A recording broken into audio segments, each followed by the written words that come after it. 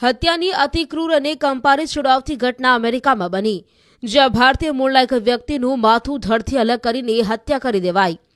અમેરિકાના ડલાસમાં એક મોટેલમાં હત્યાનો અતિ ભયંકર આ બનાવ બન્યો. મળતી માહિતી પ્રમાણે ભારતીય મૂળના ચંદ્રમૌલી નાગમલૈયાની તેના જ દીકરા અને પત્ની સામે માથું કાપીને હત્યા કરાઈ. મૂળ દક્ષિણ ભારતના ચંદ્રમૌલી બારડોલીના ખોડ ગામના એક એનઆરઆઈ પાસેથી મોટેલ લીઝ પર લઈને ચલાવતા હતા.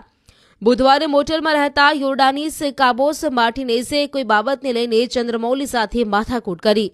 બાદમાં યોર્ડાનીસ એટલો ઉગ્ર બની ગયો કે ધારદાર હથિયાર લઈને ચંદ્રમૌલી પર તૂટી પડ્યો.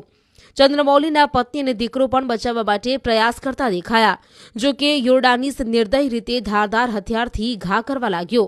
તેણે ત્યાં સુધી ઘા કર્યા જ્યાં સુધી ચંદ્રમૌલીનું માથું ધડથી અલગ ન થઈ ગયું. માથું અલગ થયા બાદ ક્રૂર યોર્ડાનીસ ફૂટબોલની જેમ માથાને